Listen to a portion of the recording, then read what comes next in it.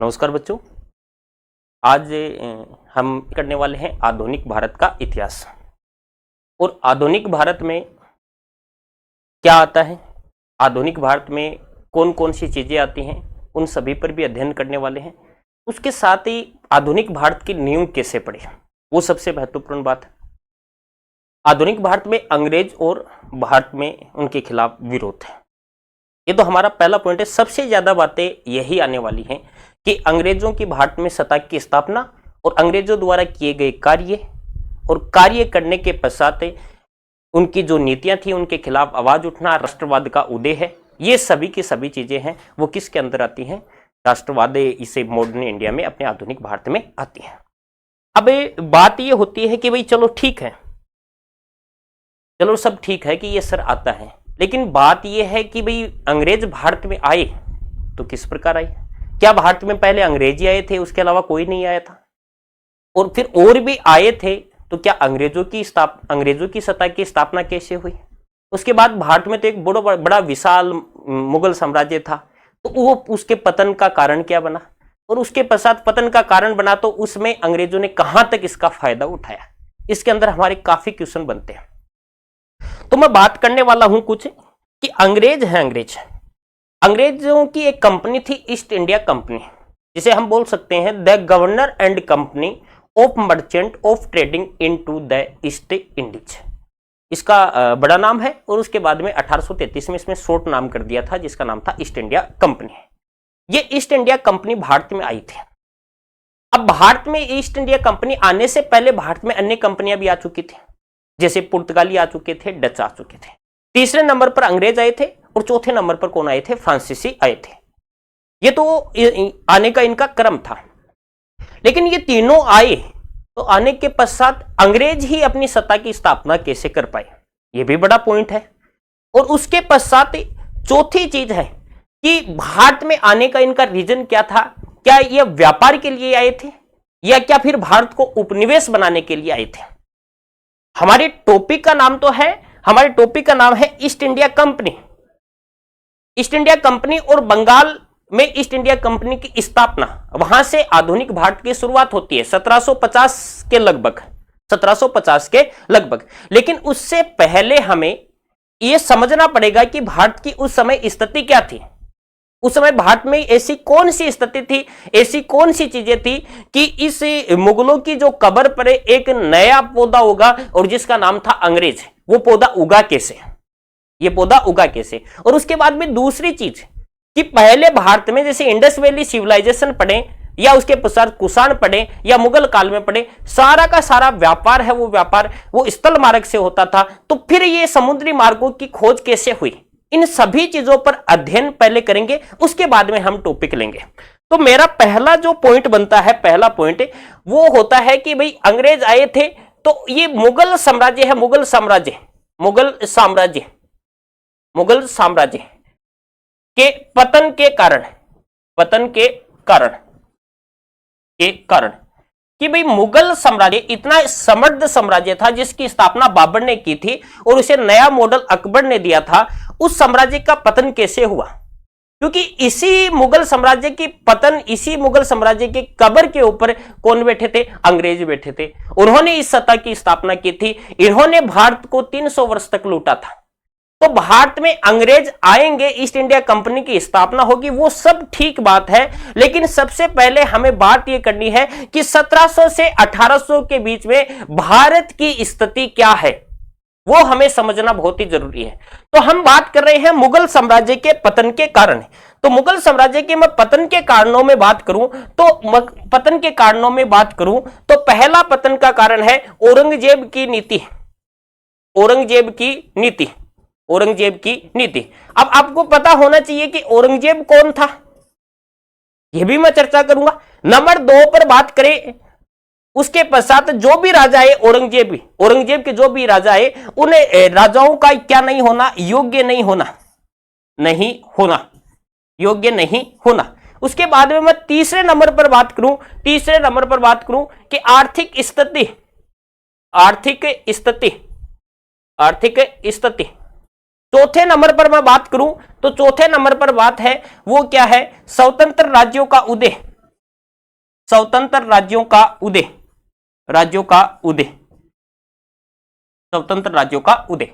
कौन कौन से पॉइंट है मुगल साम्राज्य के पतन के कारण में? मुगल साम्राज्य के पतन में बात करें तो औरंगजेब की नीति, उनके शासक है जिनके उत्तराधिकारी थे उनका योग्य नहीं होना, आर्थिक स्थिति और उसके पश्चात स्वतंत्र राज्यों का उदय जो मुगल साम्राज्य के पतन के में कारण बने और अंग्रेजों को भारत में सत्ता स्थापित करने में मददगार बने।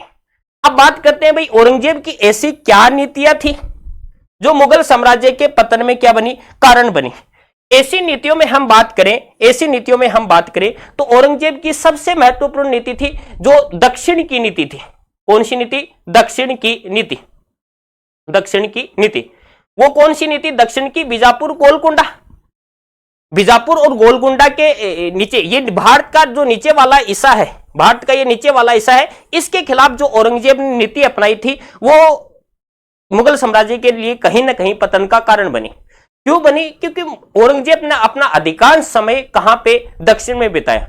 और दक्षिण में बिताने के एक तो अतुल्य धन संपत्ति खर्च होना और दूसरी वो भारत की राजनीति, जो उत्तर भारत की राजनीति थी उसमें अपना ध्यान नहीं दे पाया। क्या नहीं दे पाया? अपना ध्यान नहीं दे पाया, अपने परिवार को समय नहीं दे पाया। वो उसकी नीति थी, वो दक्षिणी भारत की नीति, वो बड़ी हानिकारक हुई। क्योंकि जिस प्रकार नेपोलियन का जो स्पेन का अभियान नासूर बना था, उसी प्रकार औरंगजेब के लिए दक्षिणी भारत का अभियान है वो क्या बन गया था? नासूर बन गया था। ये मुगल साम्राज्य के पतन के कारण थे। उसके पश्चात दूसरा, उत्तराधिकारी। औरंगजेब की जब 1707 में मृत्यु हुई थी तो उसके दो बेटों के बीच में उत्तराधिकारी हुआ था। एक का नाम था आजम और एक का नाम था मुअज्जम। और एक जजाऊ का युद्ध हुआ था जिसमें मुअज्जम जीता था और मुअज्जम बहादुर शाह के नाम से गद्दी पर बैठा था। चलो, बहादुर शाह के बारे में कुछ इतिहास कफीखान ने कहा है कि यह अंतिम मुगल बादशाह था जिसके बारे में कुछ अच्छे शब्द कहे जा सकते हैं। उसके बाद में धीरे धीरे छोटे छोटे काल के लिए शासक बने। उसके पश्चात जहांदार शाह बना जिसे लंपट मुर्ग के नाम से जाना जाना है। उसके बाद में फर्रुखसियर गद्दी प्राप्ति के लिए आपस में क्या करने लगे? संघर्ष करने लगे। छोटे से समय के लिए रफी उद दर्जात, रफी उद दौला ये शासक बने। उसके बाद में मोहम्मद शाह आलम साले, ये इनका प्रमुख कारण था कि इनके उत्तराधिकारी थे वो क्या नहीं थे? योग्य नहीं थे। उत्तराधिकारी योग्य नहीं थे। ये भी मुगल साम्राज्य के पतन में कारण रहे। उसके पश्चात आर्थिक स्थिति, ये एक नियम होता है, साम्राज्य जितना बड़ा चलता है लास्ट में जाते जाते अंतिम समय में वो पतन के कगार पर खड़ा हो जाता है। इसकी लंबी अवधि थी जो 1526 में मुगल साम्राज्य का स्थापना हुई थी बाबर के समय। वो 1707 तक जाते जाते इस मुगल साम्राज्य की आर्थिक स्थिति भी कमजोर हुई और जिसका मुगल साम्राज्य का पतन हुआ और जिसमें अंग्रेजों को भारत में सत्ता स्थापित करने में क्या की? मदद की। स्वतंत्र राज्यों का उदय, ये पॉइंट है, ये यहां से जुड़ता है बेटा। जब केंद्रीय प्रशासन कमजोर होगा, क्या होगा? केंद्रीय प्रशासन कमजोर होगा तो उसके पश्चात क्या होता है? स्वतंत्र राज्यों का उदय होना शुरू हो जाता है। स्वतंत्र राज्यों में हम बात करें, बंगाल जैसे मुर्शिद कुली खान ने बंगाल में स्वतंत्र राज्य की नींव डाल दी। अवध है, इन छोटे छोटे राज्य, एक दक्षिणी भारत में जैसे मराठा है, इन्होंने अपना साम्राज्य स्थापित करना शुरू कर दिया। तो मुगल साम्राज्य दिल्ली के आसपास सिकुड़कर छोटा हो गया और छोटा हो गया। इन राज्यों ने मुगलों को ही पीटना शुरू कर दिया। तो इसमें भी मुगल साम्राज्य के पतन का प्रमुख कारण बना था। यह भी मुगल साम्राज्य के पतन का क्या बना था? प्रमुख कारण बना था ये। और उसके पश्चात एक पॉइंट और करूं मैं तो वो एक पॉइंट और हो जाता है। वो क्या हो जाता है? विदेशी आक्रमण, विदेशी आक्रमण, विदेशी आक्रमण। और विदेशी आक्रमण में हम बात करें कि 1739 ईस्वी में, 1739 ईस्वी में एक व्यक्ति ने भारत पर आक्रमण किया था जिसका नाम था नादिर शाह। और ये नादिर शाह भारत से अतुल्य धन संपत्ति यहां से लेके चला गया था और यहां तक कि शाहजहां द्वारा मयूर सिंहासन बनाया हुआ था उसे भी लूट के चला गया। उसके पश्चात 7 अटैक मोहम्मद शाह ने किए, जिससे भी मुगल साम्राज्य है उसकी आर्थिक स्थिति कमजोर हुई और मुगल साम्राज्य पतन के कगार पर खड़ा हो गया। तो ये तो मुगल साम्राज्य का पतन था। अब मुगल साम्राज्य का पतन हो गया है तो इनकी सत्ता कोई ना कोई तो लेगा और वो लेने वाले व्यक्ति कौन थे? अंग्रेज थे। लेने वाले व्यक्ति कौन थे? अंग्रेज थे। अब अंग्रेजों की जो ईस्ट इंडिया कंपनी है, अंग्रेजों की कौन सी है? ईस्ट इंडिया कंपनी है। उसकी स्थापना की बात करने से पहले मैं एक चर्चा और करता हूं कि सबसे बड़ी बात है कि भौगोलिक खोजें हैं, जो समुद्रिक भौगोलिक खोजें हैं, उनका भी बड़ा योगदान रहा भारत में यूरोपीय देशों को व्यापार के लिए आकर्षित करना, क्योंकि ईस्ट इंडिया कंपनी भारत पर शासन करने के लिए कभी नहीं आई थी। उनकी प्रारंभिक जो नारा था वो ये नारा था, भूभाग नहीं व्यापार, हमें भूभाग नहीं चाहिए, ओनली ट्रेडिंग करने के लिए आए हैं भारत में। क्या करने के लिए आए हैं? ट्रेडिंग करने के लिए आए। तो ये भौगोलिक खोजें थी। क्या थी? भौगोलिक खोजें थी। ये भौगोलिक खोजों में कैसे प्रोत्साहन मिला, इस पर थोड़ी सी हम चर्चा कर लेते हैं और उसके बाद साथ ईस्ट इंडिया कंपनी पर जाते हैं। तो एक तो मैंने मुगल साम्राज्य के पतन के कारण आपको बता दिए हैं कि उस समय भारत की स्थिति क्या थी, मुगल साम्राज्य का पतन हुआ और पतन के कारण क्या थे। तो उस समय क्या है कि केंद्रीय सत्ता की स्थापना नहीं हुई। दूसरी चीज, हम कर रहे हैं भौगोलिक खोजें क्योंकि स्थल की जगह जल से व्यापार होना शुरू हो गया, तो यह पॉइंट भी हमें समझना बहुत ही जरूरी है। अब देखो बात क्या है, बात यह है कि ये एक देश पड़ता है जिसका नाम है भारत। कौन सा देश है? भारत। और ये भारत देश है। कौन सा देश है? भारत देश। और ये भारत देश है, इसका व्यापार पहले के समय इधर से होता था। पहले के समय ईरान, और ईरान से उसके पश्चात टर्की, और टर्की से उसके पश्चात रोमन साम्राज्य। क्योंकि प्राचीन समय में इस साम्राज्य को किस नाम से जाना जाता था? रोमन साम्राज्य के नाम से जाना जाता था। रोमन साम्राज्य के नाम से जाना जाता था। इंडिया से अफगानिस्तान होके ईरान, टर्की से रोमन साम्राज्य पर जाता था। लेकिन यहां पर एक क्षेत्र है जिसका नाम है कस्तूतूनिया। कौन सा क्षेत्र है? कस्तूतूनिया। और ये कस्तूतूनिया है, इस पर 1453 ईस्वी में किसका अधिकार हो जाता है? तुर्कों का अधिकार हो जाता है। कस्तूतूनिया पर किसका अधिकार हो जाता है? तुर्कों का अधिकार हो जाता है। तुर्कों का अधिकार होने से यह जो मार्ग है, स्थल मार्ग है, यह क्या हो जाता है बेटा? अवरुद्ध हो जाता है। बच्चों, ये मार्ग अवरुद्ध होने की वजह से जो यूरोप के साथ या रोमन साम्राज्य के साथ एशियाई देशों के जो संपर्क थे, जो व्यापार होता था, जो ट्रेडिंग होती थी, वो समाप्त हो गई। क्योंकि यहां से यहां जाने के बीच में ये तुर्क हैं, ये तुर्क क्या करते थे? इन्हें ज्यादा टैक्स लेते थे, एक माल को लूट लिया करते थे। तो ये ट्रेडिंग क्या हो गई? असुविधाजनक हो गई। इस कारण यहां से क्या है, इन्होंने क्या है, भौगोलिक खोजों को प्रोत्साहन देना प्रयास किया, जिसमें एक देश आता है और एक देश का नाम है जिसका नाम है स्पेन। क्या नाम है? स्पेन। और स्पेन के राजा ने ये गाइडलाइन जारी की थी कि जो समुद्री मार्ग की खोज करेगा ऐसे भारत से, जो भी, उसको लिए पूरी सुविधाएं देगी। जहाजी बेड़ा भी दिया जाएगा, जो भी सुरक्षा है वो सुरक्षा भी दी जाएगी, उसके बाद पैसा भी दिया जाएगा। तो यहां से एक व्यक्ति निकला और उस व्यक्ति का नाम क्या था? कोलंबस। सबसे पहले कोलंबस निकला और कोलंबस ने उसने ये सुना था कि पृथ्वी गोल है। तो वो यहां आने के बजाय यहां से डायरेक्ट कहां चला गया? ये अमेरिका की तरफ चला गया। कहां की तरफ चला गया? अमेरिका की। उसने ये सोचा कि हमने तो किसकी खोज कर ली है? भारत की खोज कर ली है। इसलिए यहां के लोगों को एक नाम दिया जिनका नाम था रेड इंडियंस। क्या नाम दिया? Red Indians. और रेड इंडियंस नाम देके फिर पता चला कि ये तो अमेरिका की खोज की है। तो उसके पश्चात एक व्यक्ति और आया स्पेन से, और उस व्यक्ति का नाम था बार्थोलोमियो डियाज। Bartholomew Diaz. अब ये व्यक्ति क्या हुआ? ये व्यक्ति यहां से स्पेन से चला, और स्पेन से चले हुए और ये अफ्रीका मार्ग तक यहां तक पहुंच गया। अब देखो बात क्या है, ये अफ्रीका है का अफ्रीका, ये क्षेत्र है, ये क्षेत्र नीचे वाला क्षेत्र। यहां पर क्या है? समुद्री लहरें बहुत तेज होती हैं। तो पहले जो भी यात्रा आए थे वो ऊपर ही रह गए और ये नीचे तक गया, और नीचे तक जाने के बाद में यहां पर आया, और इस क्षेत्र में इसने देखा कि यहां से जो जहाज है वो डायरेक्ट कहां जाते हैं? इंडिया तक जाते हैं। कहां तक जाते हैं? इंडिया। ये वापस गया और ये जानकारी यहां पर स्पेन में दी कि मैंने भारत की खोज तो नहीं की, लेकिन भारत जाने वाले रास्ते की खोजें कर ली। और जब भारत जाने वाले रास्ते की खोज कर ली तो उसके पश्चात एक व्यक्ति और आया, और उस व्यक्ति का नाम था, वो यहां से निकला, उस व्यक्ति का नाम था वास्को डिगामा। और ये वास्को डिगामा यहां से चला और यहां अफ्रीका होते हुए, और यहां पे एक व्यक्ति मिला जिसे अब्दुल मनिक बोल सकते हैं।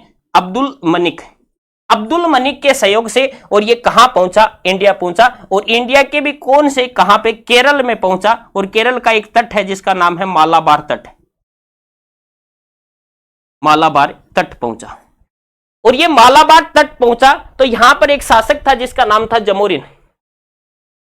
अब कई जगह ये जमोरिन उपाधि बताई जाती है, कई जगह ये कहा जाता है कि ये शासक का नाम था। जमोरिन ने इसका भव्य स्वागत किया। इस प्रकार भारत के समुद्री मार्ग की खोज करने वाला व्यक्ति कौन था?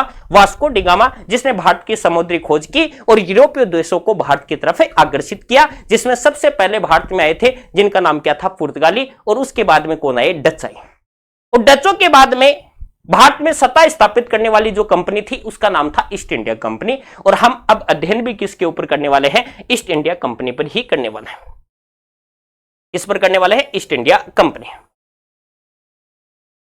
अब देखो, इस पर हम चर्चा कर लेते हैं थोड़ी सी कि ईस्ट इंडिया कंपनी कौन सी कंपनी? East India company.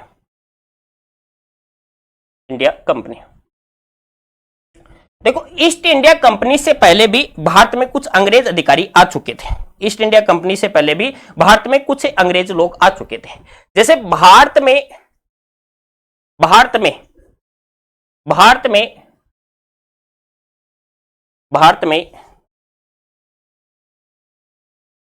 सबसे पहले आने वाला अंग्रेज अधिकारी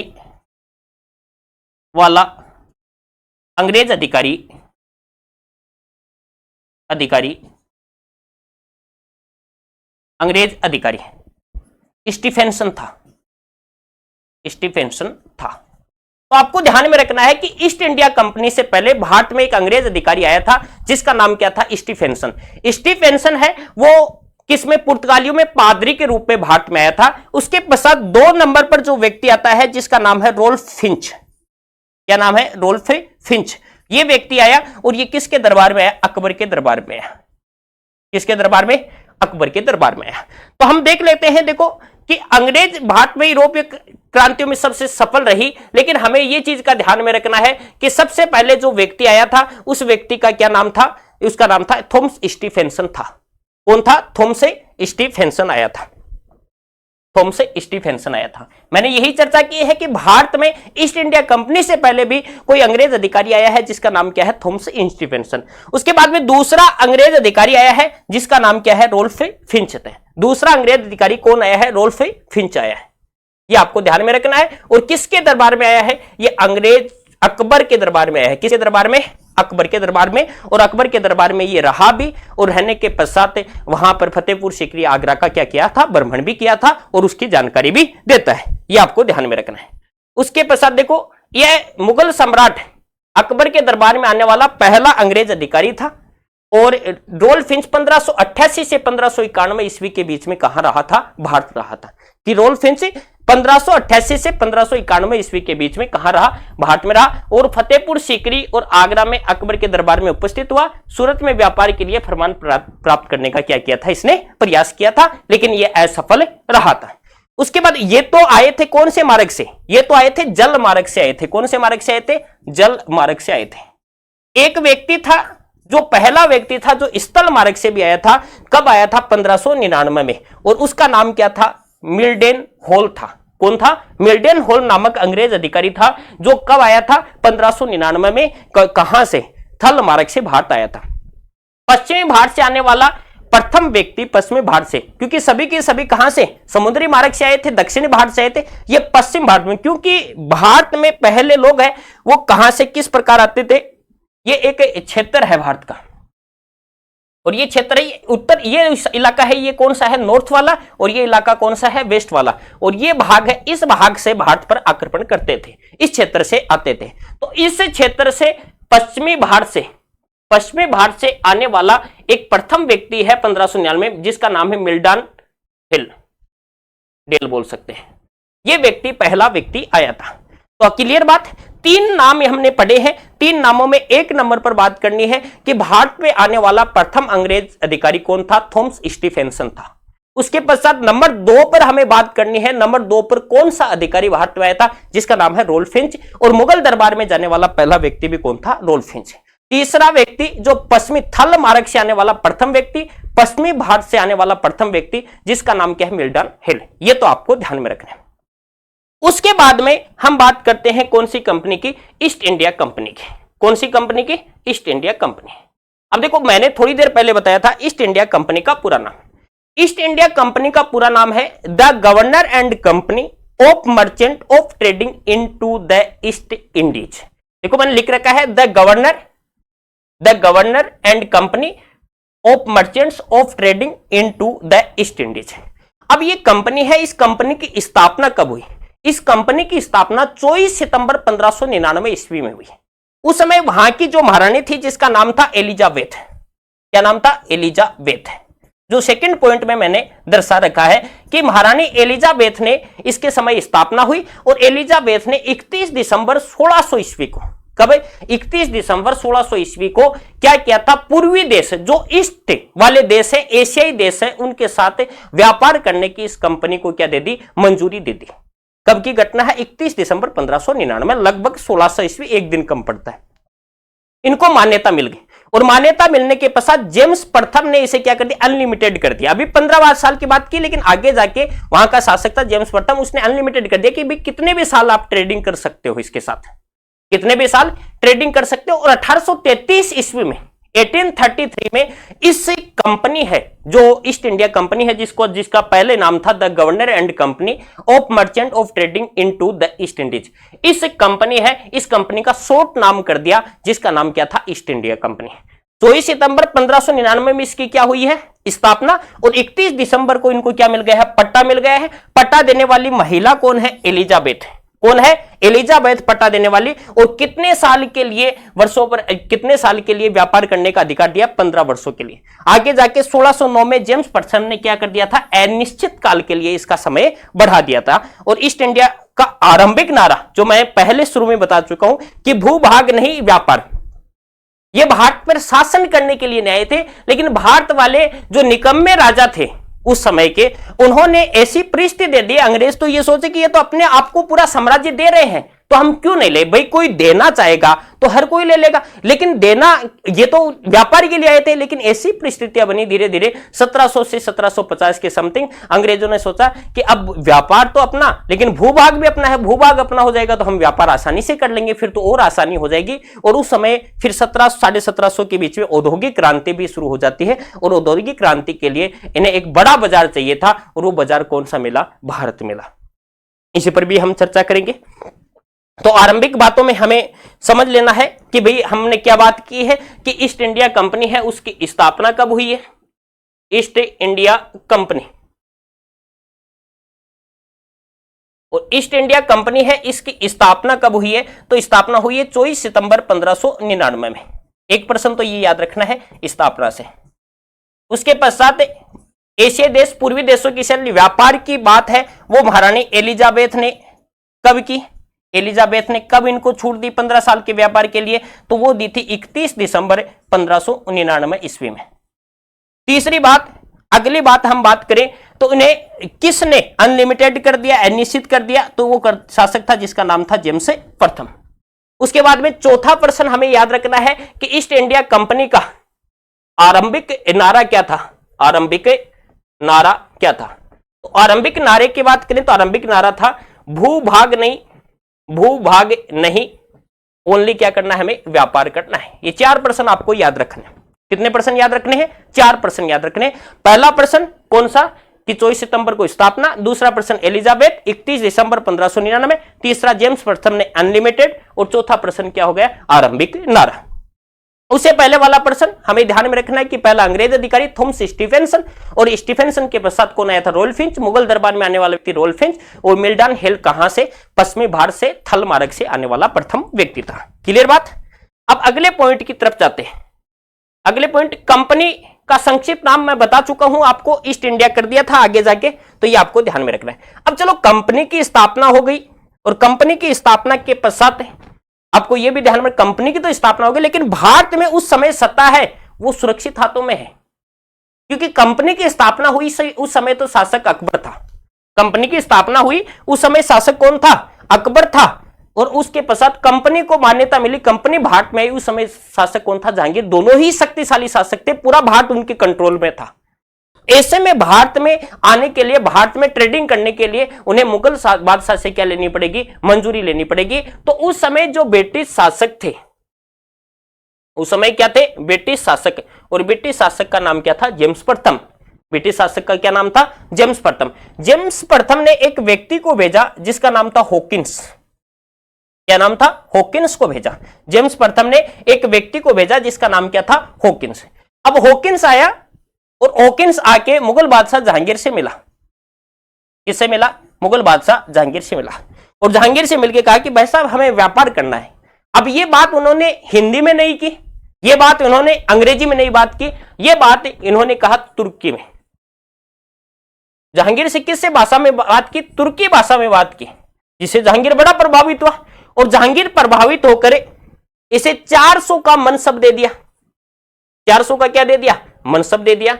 और सूरत में कारखाना खोलने की अनुमति दे दी। कारखाना खोलने की अनुमति दे दी कि भाई आप सूरत में क्या खोल सकते हो, कारखाना खोल सकते हो। इस प्रकार 1608 में ये हॉकिंस आया था, 1608 में सूरत में कारखाना खोला, 1608 में सूरत में कारखाना खोला। लेकिन उस समय जो सबसे बड़ी शक्ति थी वो थे पुर्तगाली। कौन थे, पुर्तगाली। पुर्तगालियों ने इस चीज का क्या किया, विरोध किया। पुर्तगालियों ने कहा कि नहीं भाई साहब, पुर्तगालियों ने कहा नहीं, हम बैठे हैं कि ये व्यापार क्यों करेंगे। तो पुर्तगालियों के विरोध के सामने जहांगीर को झुकना पड़ा, और जहांगीर ने कहा कि आप सभी के सभी, आप क्या है, सभी के सभी यहां से छोड़ के चले जाओ, यहां छोड़ के चले जाओ कि भाई आप कारखाना, आपको पहले तो अनुमति दे दी, उसके पश्चात ये कारखाना क्या कर दिया, रद्द कर दिया खोलने की, और सभी अंग्रेजों को सूरत छोड़ने का आदेश दे दिया। लेकिन एक जहाज यहां पर रहा, क्योंकि हॉकिंस जिस जहाज में आया था उसका नाम क्या था, हेक्टर। हेक्टर जहाज रहा। उसके बाद में 1611 ईस्वी तक क्या किया, पुर्तगालियों को अंग्रेजों ने क्या कर दिया, पराजित कर दिया, और पुर्तगाली की जो अजेयता का जो मिथक था वो तोड़ दिया। और धीरे धीरे जहांगीर भी इस बात को समझने लगा कि पुर्तगालियों से शक्तिशाली कौन है ये। इसी समय मुगल साम्राज्य में भी कुछ घटनाएं होती हैं, और वो क्या घटनाएं होती है, उसमें एक नूरजहां गुट बनता है जहांगीर के समय, और नूरजहां जहांगीर की पत्नी थी जिसे मेहरुनिसा कहा जाता है, और नूरजहां गुट में नूरजहां शामिल थी, उनके पिता अस्मत, माता थी अस्मत बेगम, पिता थे एतमादुल्ला, और जिनकी जहांगीर ने उपाधि दी थी एतमादुल्ला, और एक शाहजहां, खुरम बोलते हैं उसे, और एक आसफ खां था, तो फिर आगे जाके शाहजहां का ससुर बना था, और नूरजहां का भाई था। इनमें इस गुटता का भी अंग्रेजों ने फायदा उठाया, और किसी न किसी नूरजहां को अपनी तरफ आकर्षित करके और एक मान्यता दिलाने में प्रयास किया। तो हमारा पॉइंट क्या था, हमारा पॉइंट था captain Hawkins. Captain Hawkins Bharat आने वाला कंपनी का प्रथम जहाज, ये भारत आने वाले कंपनी का क्या है, प्रथम जहाज, जिसका नाम क्या है, हेक्टर, जिसे हॉकिंस 24 अगस्त 1608 को लेकर आया। तो ये प्रश्न क्या बनेगा, प्रश्न ये बन जाएगा कि कंपनी का जो, कंपनी कौन सी कंपनी, ईस्ट इंडिया कंपनी का जो जहाज आया था उसका नाम क्या था, हेक्टर नामक जहाज में हॉकिंस आया है। किसके दरबार में आया है, अभी मैंने बताया है जहांगीर के दरबार में आया है। अब देखो यही लाइन यहां पे 1608 में ईस्ट इंडिया कंपनी का प्रतिनिधि के रूप में कैप्टन हॉकिंस कहां पहुंचा, सूरत पहुंचा, और किससे मिला है, मुगल बादशाह जहांगीर से मिला है कि भाई किसके लिए, व्यापार के लिए। तो हॉकिंस ने जहांगीर से कौन सी भाषा में बात की थी, तुर्की भाषा में, मैं बता चुका हूं, तुर्की भाषा में बात की। तो जहांगीर हॉकिंस को कितने का मनसब दे दिया, 400 का मनसब दे दिया। कितने हजार का मनसब दे दिया, 400 का मनसब दे दिया। अब जहांगीर हॉकिंस से सूरत में व्यापार की अनुमति भी ले ली है, और सूरत में 1608 में क्या है, एक फैक्ट्री भी स्थापित करती है। बाद में जहांगीर ने पुर्तगालियों के विरोध के कारण यह अनुमति क्या कर देता है, रद्द कर देता है पुर्तगालियों, और सूरत छोड़ने का क्या दे देता है, आदेश दे देता है। यही बात मैंने अभी बताई है आपको कि कौन आया है, हॉकिंस, कौन से जहाज में आया, हेक्टर में, किससे बात की है, जहांगीर से। जहांगीर से कौन सी भाषा में बात की है, तुर्की भाषा में, और तुर्की भाषा में बात करने के बाद जहांगीर ने कितने का मनसब दिया है, 400 का मनसब दिया है। और 400 का मनसब देने के बाद में 1608 में सूरत में कंपनी कोठी खोलने की अनुमति दे देता है। लेकिन किसके विरोध के कारण, पुर्तगालियों के विरोध के कारण ये कोठी क्या करनी पड़ती है, रद्द करनी पड़ती है। क्लियर बात, याद हो गए होंगे ये प्रश्न। उसके पश्चात इसे सफलता नहीं मिली, तो उसके पश्चात ऐसा बताते हैं कि हॉकिंस 1611 में एक मिडले लेटान नाम का एक व्यक्ति आया, और मिडले लेटान ने आने के पश्चात एक युद्ध लड़ा, और उस युद्ध का नाम था सवाली होल का युद्ध। कौन सा युद्ध है? सवाली होल के युद्ध में किसको पराजित कर दिया? पुर्तगालियों को। मैंने अभी कहा था कि इसने पुर्तगालियों को पराजित कर दिया, तो पुर्तगालियों की अजेयता का क्या कर दिया? मिथक तोड़ दिया। तो ओकिन्स के पश्चात 1611 में मिल्टाटेन ने पुर्तगालियों के विरोध के बावजूद कंपनी का जहाज कहां उतार दिया? सूरत में उतारने में सफल हुआ। और नवंबर 16 में कैप्टन बेस्ट ने सवाली होल के युद्ध में पुर्तगालियों को क्या कर दिया था? परास्त कर दिया। और पुर्तगाली भारत में अजेयता का क्या तोड़ दिया? मिथक तोड़ दिया। यह आपको ध्यान में रखना है। उसके पश्चात कैप्टन बेस्ट ने 1612 में सूरत बंदरगाह को जीतकर पुर्तगालियों के एकाधिकार को ही क्या कर दिया? समाप्त कर दिया। सूरत बंदरगाह को ही जीत लिया, जिसके माध्यम से वो व्यापार करते थे। अब किसके हाथ में है वो सूरत बंदरगाह? वो किसके है? अंग्रेजों के हाथ में। लेकिन अभी तक इन्हें वैधानिक रूप से कंपनी को कोठी खोलने की या कारखाना खोलने की क्या नहीं मिली है? अनुमति नहीं मिली है। अब कारखाना खोलने की अनुमति नहीं मिली है, तो उसके पश्चात एक व्यक्ति आता है जिसका नाम है सर टॉम्सरो। कौन सा व्यक्ति आता है? सर टॉम्सरो। और ये सर टॉम्सरो यहां पर आता है और ये यहां पर क्या करता है? कारखाना खोलता है। तो क्या नाम लिख रहा हूं मैं? सर टॉम्सरो। सर टॉम्सरो 1615 ईस्वी में भारत आया। 1615 में कहां पे आया? भारत आया। और उस समय मुगल बादशाह थे जिसका नाम क्या था? जहांगीर। मुगल बादशाह कौन थे? जहांगीर। 1615 में सर टॉम्सरो भारत आया और उस समय मुगल बादशाह थे जिनका नाम क्या था? जहांगीर। और जहांगीर से 1616 ईस्वी में, जहांगीर से 1616 ईस्वी में एक जगह मुलाकात की, जहां कौन सी जगह? अजमेर। और अजमेर राजस्थान में क्या की थी? मुलाकात की। अब मुलाकात यहां पर अजमेर में अकबर द्वारा एक निर्मित किला है जिसका नाम है अकबर का किला। अकबर का किला, जिसे बोल सकते हैं मैगजीन का किला, मैगजीन का किला, और जिसे बोलते हैं अकबर का किला, अकबर का किला। वहां पर मुलाकात की इस आदमी ने।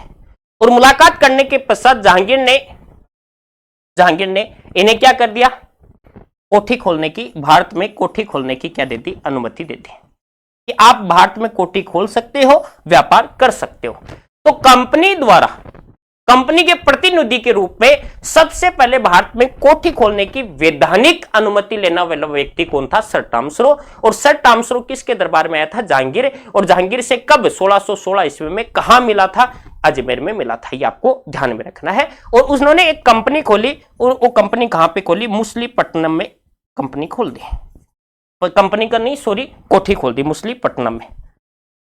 जो भारत की प्रथम, मुसलीपट्टनम में भारत की प्रथम अंग्रेजों द्वारा वैधानिक कोठी थी। क्या थी? वैधानिक कोठी थी, मान्यता प्राप्त है। अब मुगलों से मान्यता लेके कोठी खोली। और दक्षिणी भारत की भी पहली कोठी है, क्योंकि दक्षिणी भारत की पहली कोठी है।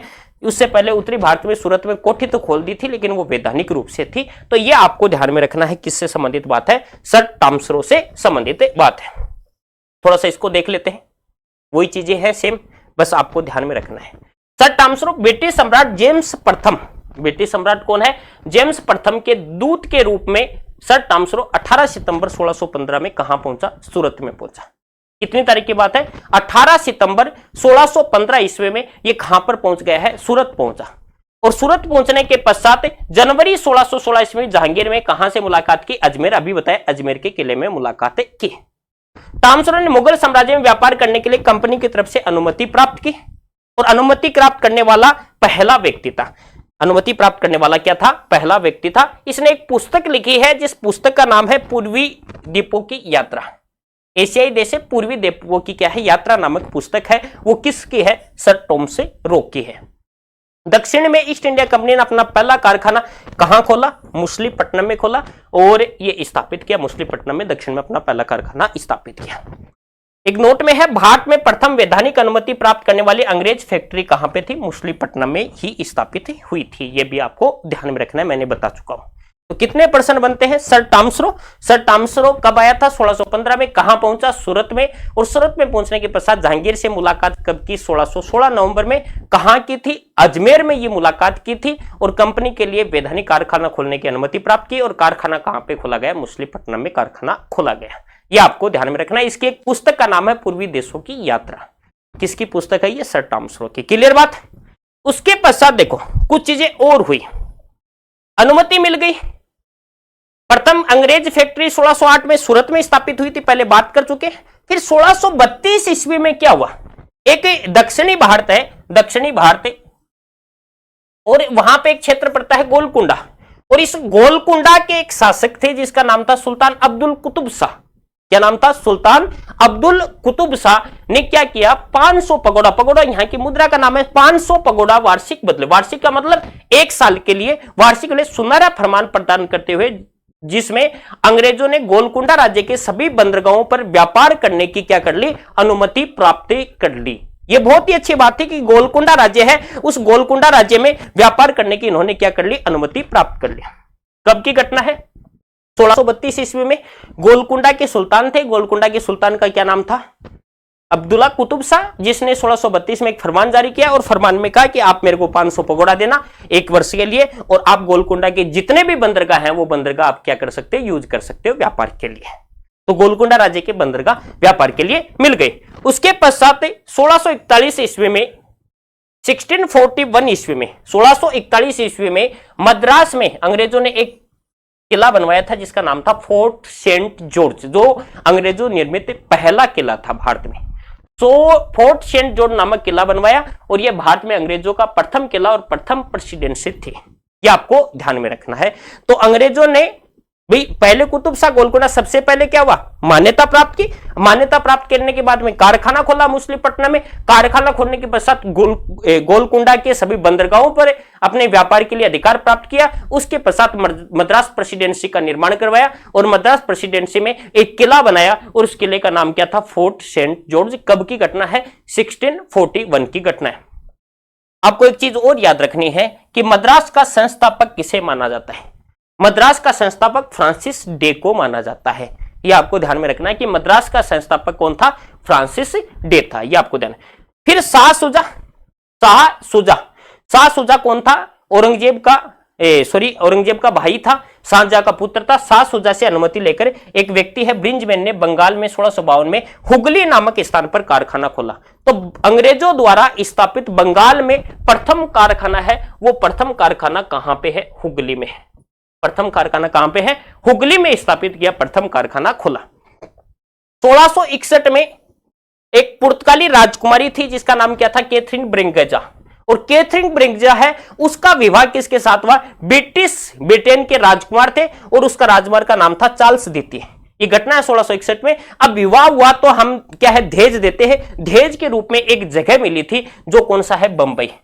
अब बंबई किसको मिली? बंबई चार्ल्स द्वितीय को मिली। किससे विवाह किया था? कैथरीन, क्योंकि ये किसके पास था? पुर्तगालियों के पास था।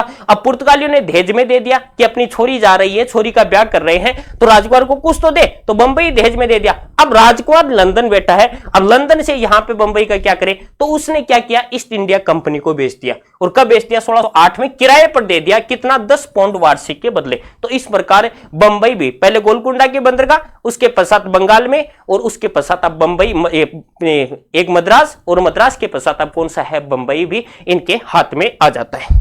यह आपको ध्यान में रखना है, क्योंकि समुद्र किनारे। उसके बाद में एक व्यक्ति है जिसका नाम है गेराल्ड आंगियर। 1669 से स्वतंत्र तक बंबई का दूसरा गवर्नर रहा था। इसने बंबई में एक बंबई नगर की स्थापना की और गोदी का निर्माण करवाया और टकसाल स्थापित कराई और बंबई में किलेबंदी की। तो बंबई में किले का निर्माण, बंबई में टकसाल की स्थापना, गोदी का मतलब गोदी बोल सकते हैं, बंदरगाह बोल सकते हैं, उसे पतन बोल सकते हैं, उसका निर्माण करवाया था। इस प्रकार जैसे फ्रांसिस डे को क्या है मद्रास का संस्थापक कहा जाता है, इसी प्रकार गेराल्ड ओंगियर को बंबई का संस्थापक माना जाता है। और जॉर्ज जो ऑक्सीडेन थे वो बंबई के प्रथम गवर्नर थे। तो आपसे प्रश्न पूछा जा सकता है कि बंबई के संस्थापक कौन थे, तो बंबई के गेराल्ड ओंगियर थे। और बंगाल में प्रथम अंग्रेजी गवर्नर कौन था? विलियम हेजेज, बंगाल का प्रथम। क्योंकि देखो मैंने बताया है कि जॉर्ज ऑक्सीडेन बंबई का पहला गवर्नर था और ये विलियम हेजेज कहां का था? बंगाल का प्रथम गवर्नर था। कुछ चीजें और देख लेना है कि कलकत्ता की नींव 1699 हम मद्रास की कर सके हैं, मद्रास की फ्रांसिस डे है। उसके पश्चात हम कहां की? बंबई की बात करें हैं, ओंगियर की बात करें हैं। और कलकत्ता की नींव है 1699 ईस्वी में किसने? जॉब चोर्नोक ने डाली थी। और वहां पे एक किला बनाया था जिसका नाम था फोर्ट विलियम। किले का निर्माण किया था। कौन से किले का निर्माण किया था? फोर्ट विलियम किले का निर्माण करवाया था। यह आपको ध्यान में रखना है। तो एक बार इनको दोबारा देख लेते हैं, उसके बाद में आगे की चर्चा करते हैं। कि हमने कहां तक बात की थी? हमने बात की थी सर टॉमस रो तक बात की थी। सर टॉमस रो ने मान्यता ली। मान्यता लेने के बाद में 1632 ईस्वी में एक व्यक्ति है जिसका नाम है कुतुब शाह। और कुतुब शाह कहां के शासक हैं? गोलकुंडा के। गोलकुंडा के कुतुब शाह को कितने अंग्रेजों ने रुपए दिए? 500 पगोड़ा। और 500 पगोड़ा क्या है? वार्षिक दिए। और इससे ये क्या कर सकते हैं? 500 पगोड़ा वार्षिक से वो गोलकुंडा के सभी बंदरगाह पर क्या कर सकते हैं? व्यापार कर सकते हैं। एक चीज है। दूसरे नंबर चीज है 1651 एक व्यक्ति है जिसका नाम है शाह शुजा। और शाह शुजा ने बंगाल में कारखाना खोलने की अनुमति दे दी और बंगाल में हुगली नामक स्थान पर कारखाना खोला। बंगाल में पहला कारखाना था अंग्रेजों का, तो हुगली नामक स्थान पर क्या खोल लिया? कारखाना खोल लिया। तीसरे नंबर पर मद्रास की स्थापना, और मद्रास में सेंट फोर्ट किला बनवाया था। और मद्रास के संस्थापक कौन थे? Francis day. एक व्यक्ति था जिसका नाम था ओंगियार को किसके संस्थापक कहा जाता है? बंबई का संस्थापक कहा जाता है। बंबई अंग्रेजों को कैसे मिला? तो बंबई किसके पास था? पुर्तगालियों के पास था। किसके पास? पुर्तगालियों के पास था। और पुर्तगालियों ने अपनी छोरी का नाम क्या है? कैथरीन का विवाह किसके साथ किया था? कैथरीन का विवाह किया था चार्ल्स द्वितीय कौन है? राजकुमार कहां का है? ब्रिटेन का। इसका विवाह हुआ तो दहेज स्वरूप क्या मिला? बंबई मिला, तो इसे किराए पर चढ़ा दिया। और किराए पर किसको दे दिया? कंपनी को। कौन सी कंपनी को? ईस्ट इंडिया कंपनी को दे दिया।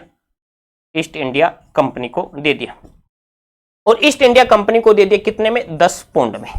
ये आपको ध्यान में रखना है। उसके पश्चात बंगाल का प्रथम गवर्नर कौन था? हेजेस था। इतनी चीजें आपको क्या करनी है? ध्यान में रखनी है। क्लियर बात? उसके पश्चात सबसे महत्वपूर्ण बात हुई यहां पर, ये तो चल रहा था सब, एक दस्तक प्रथा। ये दस्तक प्रथा क्या है? एक पत्र है, जैसे हम किसी दरवाजे पर दस्तक देते हैं, अनुमति लेकर पहुंचते हैं, तो इसके लिए क्या करना पड़ता था? टैक्स देना पड़ता था। कि एक मुगल बादशाह था। कौन सा मुगल बादशाह था? जिसका नाम था फर्रुखशेर। फर्रुखशेर क्या हो जाता है? एक बार बीमार हो जाता है। और फर्रुखशेर बीमार हुआ तो उसका इलाज है, वो इलाज किसने कर दिया? एक डॉक्टर था हेमलिटन नामक एक डॉक्टर था अंग्रेज, उसने इलाज किया। फर्रुखशेर बड़ा खुश हुआ और 1717 ईस्वी में 3000 रुपए वार्षिक के बदले 3000 रुपए वार्षिक के बदले दस्तक प्रथा फ्री कर दी। क्या कर दी? इनके लिए फ्री कर दी। ये कंपनी का क्या कहा जाता है? मैग्ना कार्टा कहा जाता है। कंपनी का मैग्ना कार्टा कहा जाता है। इससे क्या फायदा हुआ अंग्रेजों को? एक तो क्या हुआ, बंगाल में इन जगह क्या है, बंगाल में दस्तक प्रथा, इनको व्यापार करने की मंजूरी मिल गई 300 रुपए। एक ये क्या करते थे, ये इन्होंने क्या किया, फिर इसका दुरुपयोग करना शुरू कर दिया।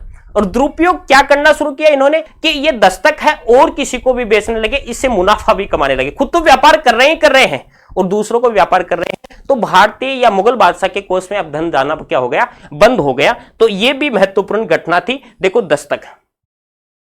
दस्तक में बात करें 1715 ईस्वी की, कब की बात कर रहा हूं, 1715। एक व्यक्ति है जिसका नाम है जॉन सुरमन, और जॉन सुरमन के नेतृत्व में एक ब्रिटिश दूत मंडल है, वो व्यापारिक रियायतों के लिए किसके पास गया, मुगल बादशाह। और मुगल बादशाह कौन थे उस समय, फर्रुखशेर थे।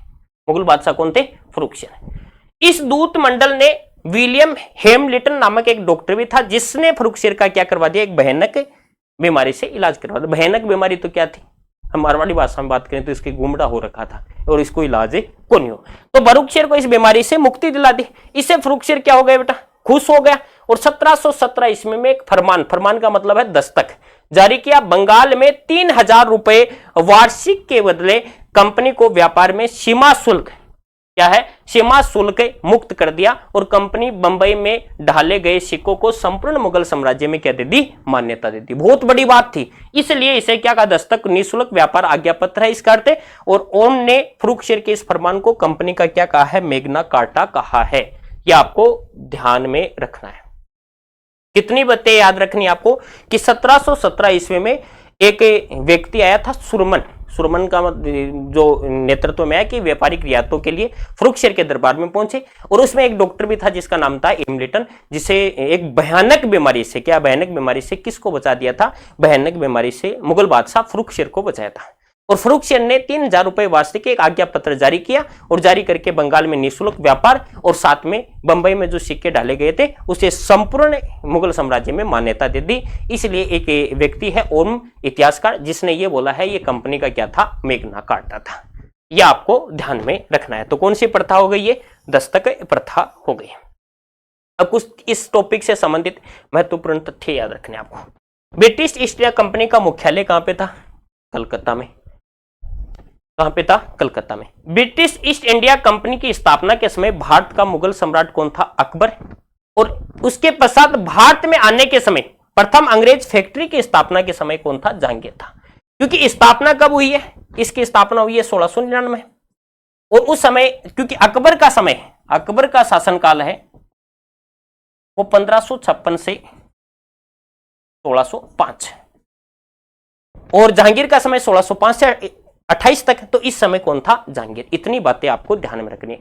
ये अपनी कंपनी थी ईस्ट इंडिया कंपनी।